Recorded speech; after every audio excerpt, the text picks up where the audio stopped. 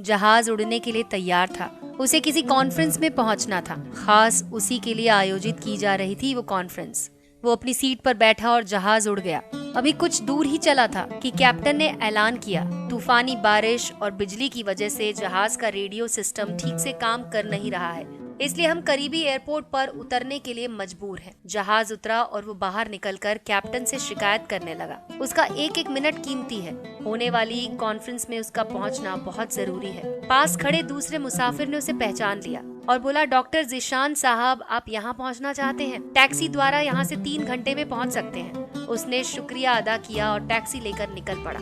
लेकिन ये क्या, आंधी, तूफान, बिजली, बारिश ने उसका चलना मुश्किल कर दिया। फिर भी वो चलता रहा। अचानक ड्राइवर को एहसास हुआ कि वो रास्ता भटक चुका है। नाउमीदी के उतार चढ़ाव के बीच उसे एक छोटा सा घर दिखाई दिया। इस तूफान में वही गनीमत समझिए कि गाड़ी से नीचे उतरा और दरवाजा खटखटाया। अंदर से आवाज आई, जो कोई भी है अंदर आ जाए। दरवाजा खुला है।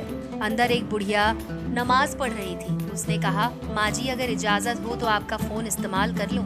बुढ़िया मुस्कुराई और बोली, बेटा कौन सा फोन? यहाँ ना बिजली है ना फोन, लेकिन तुम बैठो, सामने चाय रखी है, प्याली में डालकर पी लो, थकान दूर हो जाएगी और खाने के लिए कुछ मिल जाएगा, खा लो, ताकि आगे का सफर कुछ आराम से कटे।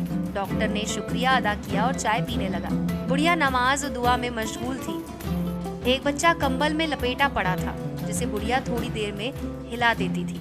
बुढ़िया जब फारिग हुई तो उसने कहा, माँ जी, आपके इखलाक और एहसान ने मुझ पर जादू कर दिया। आप मेरे लिए भी दुआ कीजिए। मुझे उम्मीद है कि आपकी दुआएं जरूर कबूल होंगी।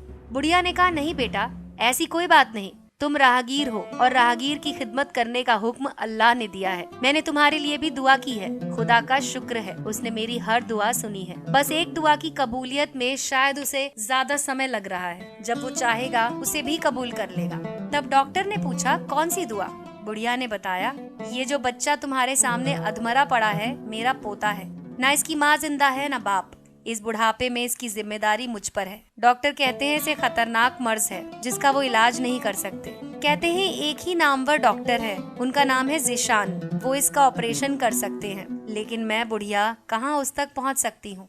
जाऊँ भी तो पता नहीं वो देखने पर राजी हो या नहीं। अल्लाह से दुआ है कि मेरी मुश्किल आसान कर दे। डॉक्टर की आंखों से आंसुओं का सैलाब बहने लगा। वो भर्राई हुई आवाज में बोला, खुदा की कसम, आपकी दुआ ने हवाई जहाज को नीचे उतार दिया, आसमान पर बिजलियां कौंधवा दी, मुझे रास्ता भुलवा दिया ताकि मैं यहाँ तक आ जाऊँ। खुदा की कसम, मुझे यकीन ही नहीं हो रहा कि खुदा एक दुआ कबूल करके अपने बंदे के लिए इस तरह आसानी मुहैया करा सकता है। वो मुसब्बुल असबाब है। अल्लाह के बंदों, उसे लौ लगाकर तो देखो। जहाँ जाकर इंसान बेबस हो जाता है, वहाँ से उसकी खुदाई शुरू होती है। तो आज की ये कहानी आपको कैसी लगी? ये कहानी भेजी है हमारे एक